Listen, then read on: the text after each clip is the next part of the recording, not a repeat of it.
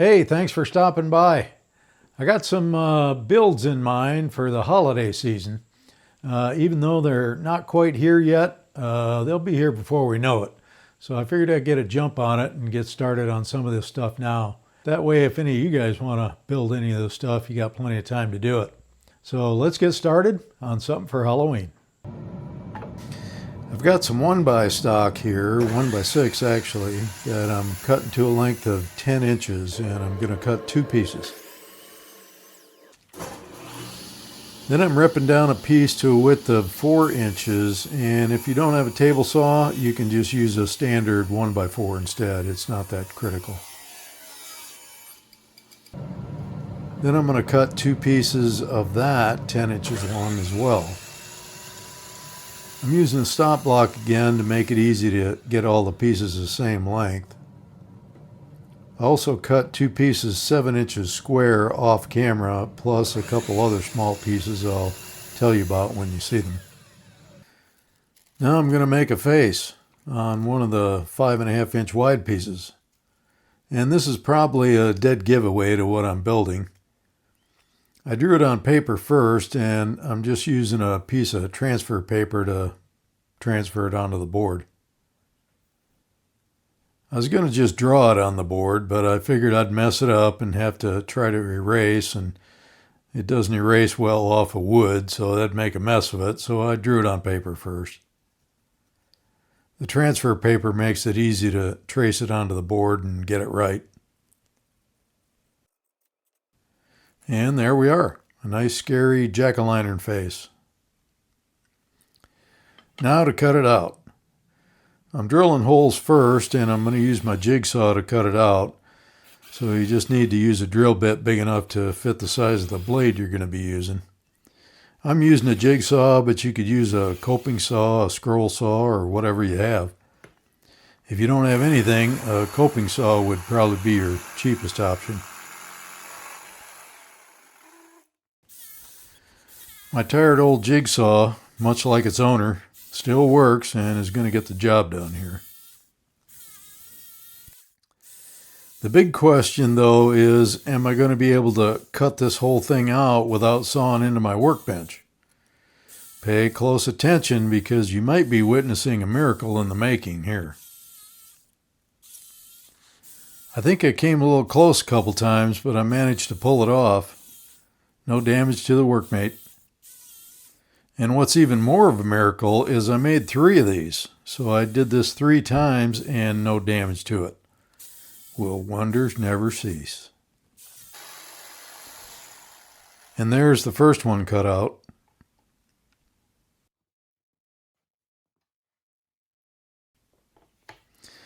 On every project, there's sanding. I'm just sanding in here with a folded up piece of sheet sandpaper. I'm not really all that concerned with getting anything smooth. I'm just taking the fuzzies off the edges. I'm going to have to get me some of those sanding sticks and tiny files for doing some of the more intricate places, but I don't have those right now, so a folded up piece of sandpaper will have to do the job. So the face is the front and this is the back, and I'm painting this with some rattle can black paint so the face will show up better against a black background. It's time for some assembly. The front and the back are the 5.5 inch wide pieces, and the sides are the 4 inch wide pieces. I'm making this with the sides inside, so the front is just one single board, no end grain or side grain showing. It's builder's choice here on joinery methods. I'm using a 16 gauge brad nailer with 1.5 inch brads, and I'm not even bothering with glue. There isn't going to be any stress on this, so I don't think glue is needed. You could also hand nail this together or use screws or simply glue it and clamp it.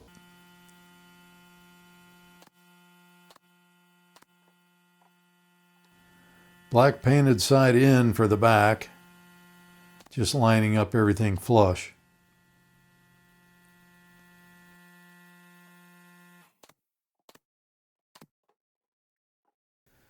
Now I'm going to put the bottom on, and this is one of the 7-inch square pieces I mentioned earlier.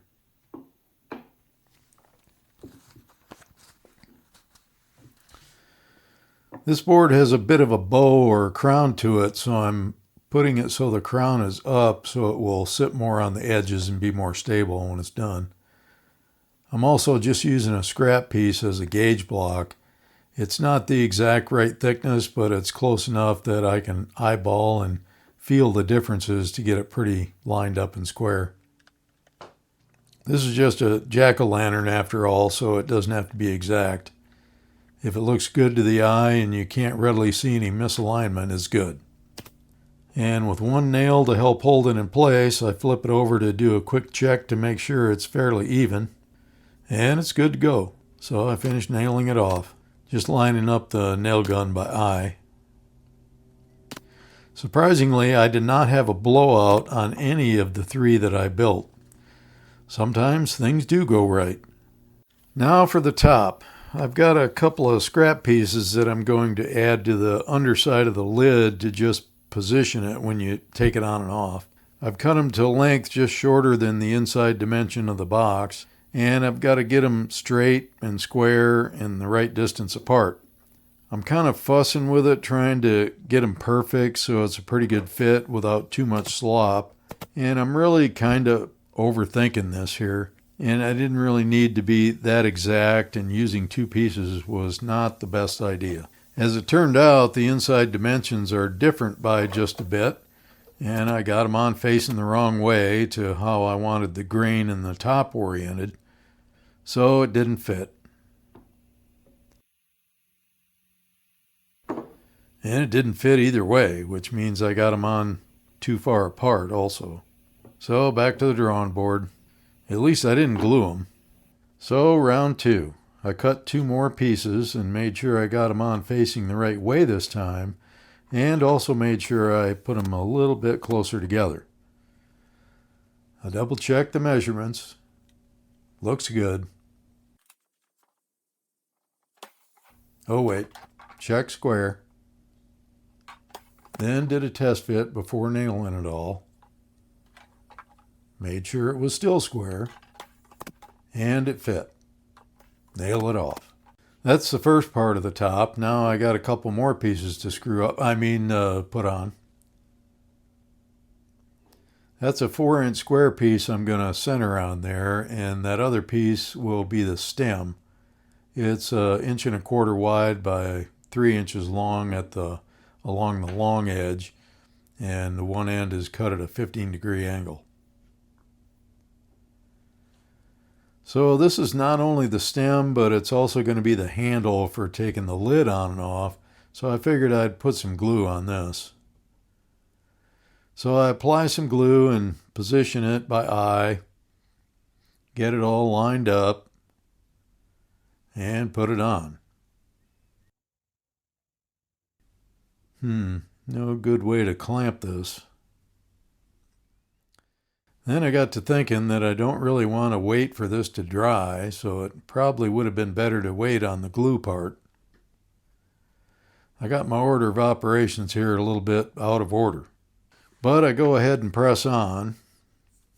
The plan is to get this on there all centered up, straight and square, then mark its position, apply some glue and spread it around nicely, then shoot a few brad nails in to hold it. Got it all in position and ready to go. Ready to nail, and watch this smooth move. No air hose, dummy. You idiot! Now with the air hose hooked up, the nailer works much better. And I got a nail in. Make sure it's still straight, and finish nailing it on. Then, continuing on with the theme of backwards order of operations, I had marked the center line in one direction on the bottom side of the lid, but now I've got to hold it somehow to mark it in the other direction to get a center point for drilling for a screw to go through everything and into the stem to hold it all together. Should have done this before I nailed the top part on. but it seems to be my day to fumble around looking like a dummy. But I eventually get it marked and ready to drill. Then comes the drilling. Remember that stem that's just being held on with still wet glue? I figured maybe it was secure enough I could just kind of hold it a little too with my fingers, and no chance. That popped right loose when the drill bit hit it. So let's try something else. I did get the hole all the way through the lid, so now I can put the screw in just far enough so it's sticking out about 1/8 of an inch or so, then stick the stem piece on it and screw it home. This is the method I used on the other two, drilling the lid first, using the screw sticking out a bit to mark the stem, then pre-drilling the stem a little bit, then adding glue and putting it on and driving the screw the rest of the way. That worked much better. This stem wasn't pre-drilled though, so it pushed it away a bit and gapped it, so I had to back it out and restart it, and then it pulled it in tight.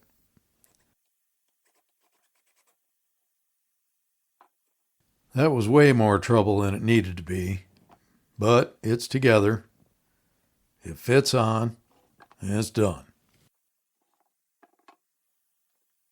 Well, done except for some sanding. There's always sanding. I have a shirt that says so. And after all my screw-ups today, I'm about ready for step number 10 too. If you don't know what I'm talking about, go watch the intro to my previous video and you'll know. Okay, all the edges and corners knocked down a bit, and here's a good reason to have air in the shop. Besides air tools, it's great for blowing off the sawdust.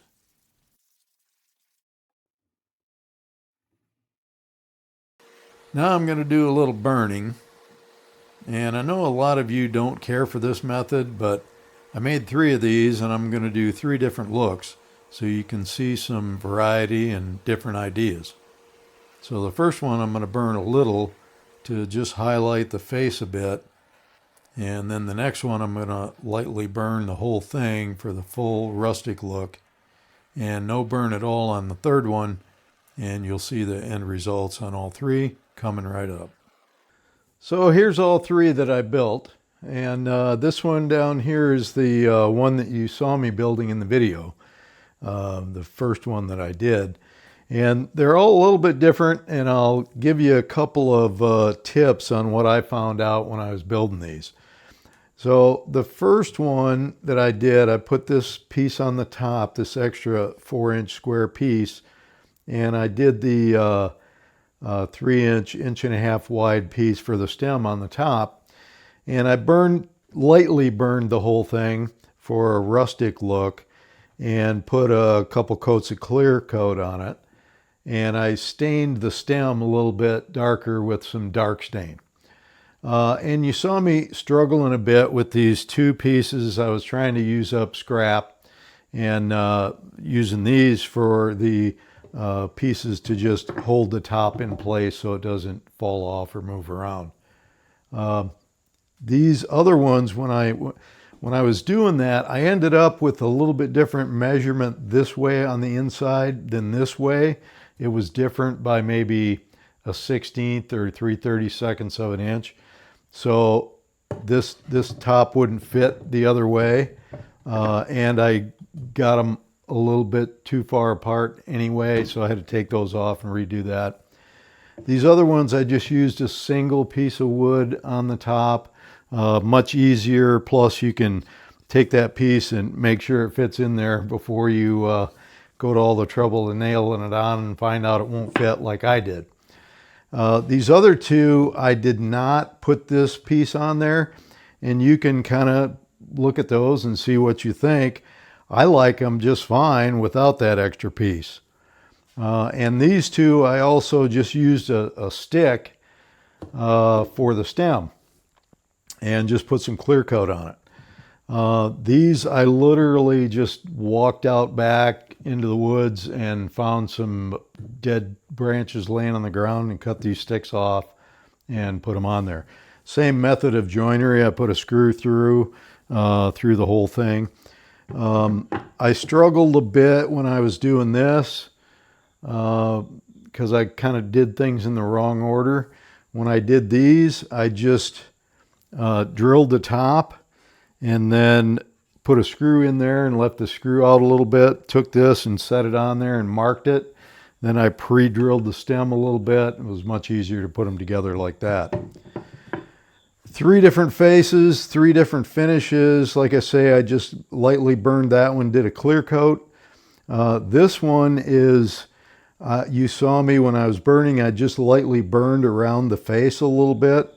And then what I used on this was some craft paint, thinned with water to make it real thin. And then I basically just used it like a stain. I brushed it on and then immediately wiped it off. So you still get the grain showing through.